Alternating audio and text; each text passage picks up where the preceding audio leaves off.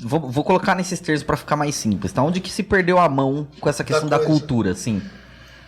Cara, é difícil. Eu não estudei isso, assim, não levei a fundo, mas a sensação que eu tenho é de quando a coisa começa a entrar nessa brisa do que eu tô tentando lembrar dessa palavra, sabe? Tipo, que é do empreendedorismo, dessa coisa toda. E saber usar essa máquina que é fantástico, né, velho? Mas ela também você pira, Te né? come também, né? Sabe? Te engole.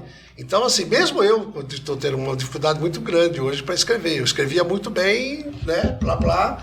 E depois que eu entrei no computador, cara, ixi, é complicado. Porque você tá aqui, aí você deixa o WhatsApp ligado.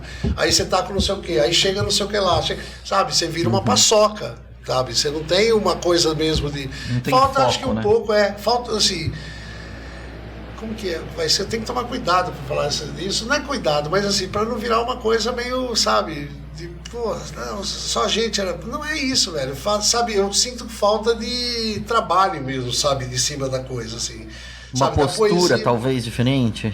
Cara, eu acho que de tudo, de aprofundamento mesmo, sabe? Essa história do tal dos 3 R's do Paracatu Zoom. O Paracatu Zoom tem 3 R's como premissa.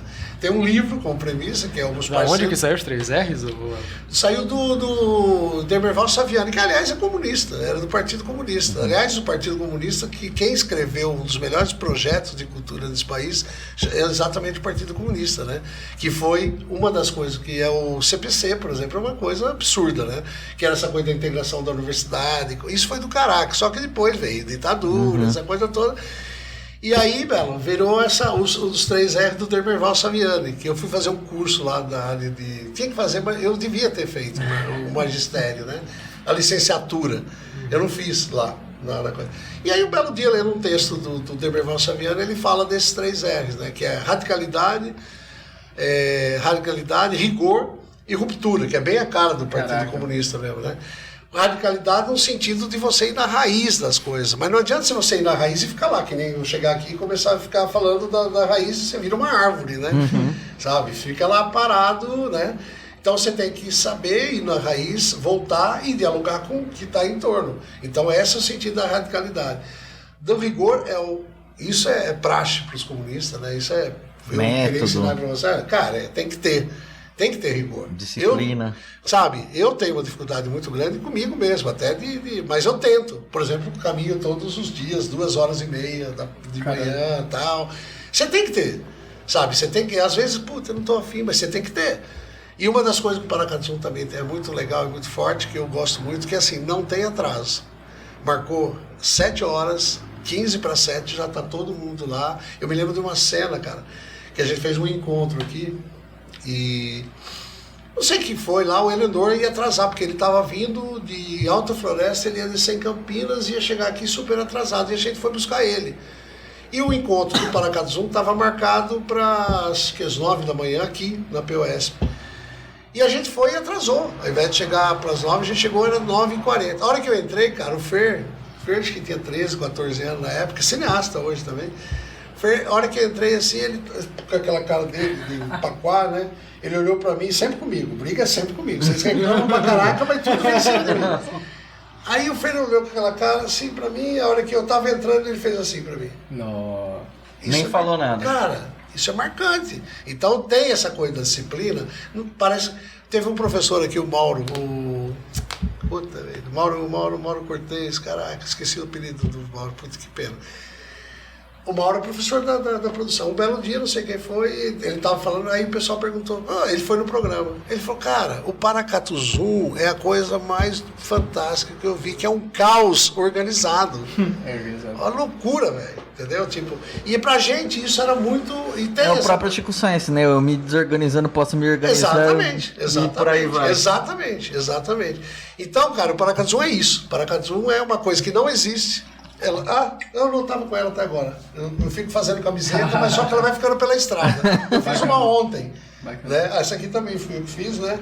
Mas eu fiz uma ontem, mas essa aqui já é viagem, né? Eu faço as camisetas para Paracatu Zoom. Cara, de repente, um belo dia eu recebo uma foto pela internet, né? Do Paracatu Zoom no Líbano. Bravo. Caraca, o que é isso? Aí a Helena me mandou coisa e falou, olha só o que eu encontrei aqui, né? E provavelmente deve ser alguém que eu encontrei nessas andanças, etc. e tal. Dei a camisa para a pessoa e ele foi embora. E aí eu falei, puxa vida, mas você conhece? Ele falou, não só conheço, como ele explicou aqui para as pessoas o que significa o Cara, que é outra dimensão. Entendeu? Caralho, é um negócio que eu não tenho. Líbano. No Líbano, cara, no Líbano. O negócio que eu tenho a foto até hoje, está no meu Facebook. A foto da galera com a camisa do Paracatu. Então é um troço que, cara, não é meu. Sabe, não é, enfim, das pessoas. A gente brinca que o pessoal começou com essa história, você falou fora do eixo, né? Porque a primeira entrevista com a Pilé foi feita na rádio.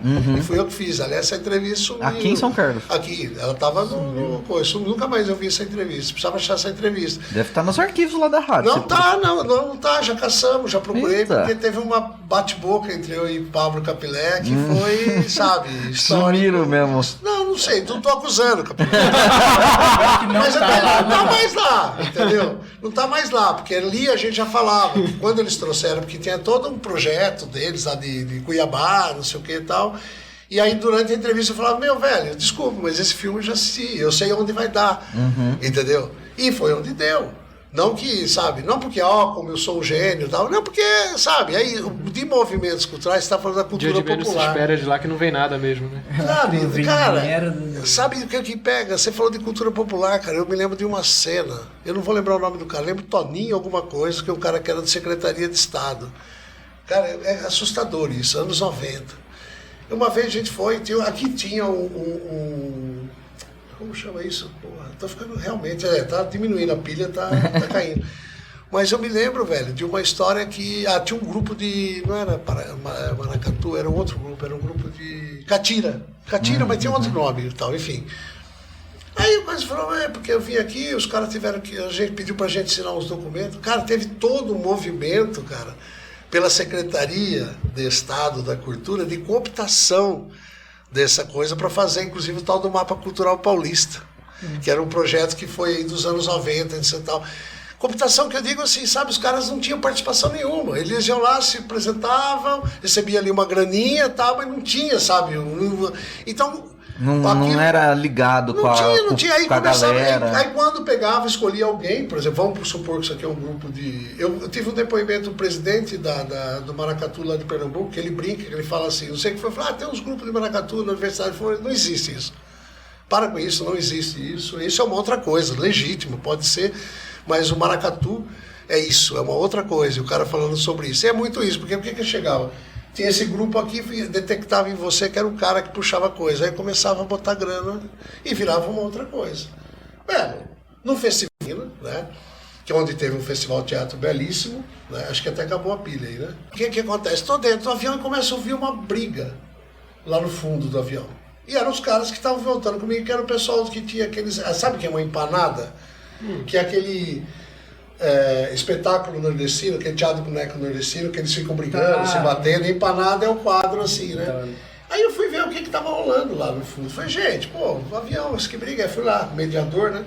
Cara, eu soube ali, velho, que o cara que foi fazer a apresentação lá, ao acabar a apresentação, como ele era filho do mestre, que era coisa, uma empresa chegou lá e comprou os bonecos para deixar exposto na vitrine. Era uma coisa que vinha desde o tetaravô do cara, sabe? Um negócio meio... E os caras queriam matar ele dentro do avião, sabe? Tipo, como assim, velho? Aí os caras descobriram isso dentro do avião, que não tinha mais a empanada, que não tinha mais o boneco, porque uma empresa tinha comprado a empanada e o boneco. Então acho que responde um pouco a tua pergunta. Onde foi que isso achou? Quando chegou nesse momento, entendeu? Porque você vende a alma, né, velho? Você vende tudo. E outra, eles estavam comprando, não era para fazer, mesmo se for, já era um crime, mas eles estavam comprando, né? A coisa para expor, para deixar ali, sabe, tipo essas exposições que você vê andando, tipo o boneco não sei o que lá, o boneco... Cara, então eu acho que tentando, não sei, a música também acho que aconteceu um pouco isso, sabe, tipo, você pegava um cara, você pegava uma banda que era do Caraca e tal, começava a investir num cara específico e o cara vendia a alma, né? Isso deixa de ser popular do povo e passa a ser agora da gravadora, passa a ser agora daquela companhia ali, daquela produtora. Por exemplo, o pessoal do que eu comecei aqui falando, o pessoal do Nordeste lá, que pra mim é um movimento que foi muito marcante, Tem muito isso, pessoal do Ceará, que eu falei do Nordeste, pessoal do Ceará. Mas é Nordeste. Apesar que tem uma discussão aí, se Nordeste realmente mas enfim, é outro problema. Cara, e aí eu acho que é um pouco isso que você tá falando, sabe? Tipo assim, porque vem a produtora, né? Pega os caras e tal. E, por exemplo, para mim um dos maiores músicos brasileiros, já que você perguntou de música popular, é um cara chamado Sérgio Sampaio. Grande Sérgio. Velho, o que fizeram com esse cara e aí tem sabe essas lives que eu falei pra você que eu fiz na pandemia, 300 e pouco? Elas? Do Sérgio, estão todas, não, estão no meu Instagram. Tá no Instagram. Estão lá. Que tem um canal no YouTube também. Sim, mas o canal do YouTube são as pessoas falando dos lugares onde eu vou. É diferente, entendeu? Aí ao invés de eu ficar falando o que é aqui e tal, as pessoas fazendo depoimento. É legal depois se vocês quiserem dar uma olhada, aliás, quem estiver assistindo, deixa o nome do é o Tamoio e tem o Paracatuzum também, que era para virar rádio, né? Que virou uma história tenebrosa.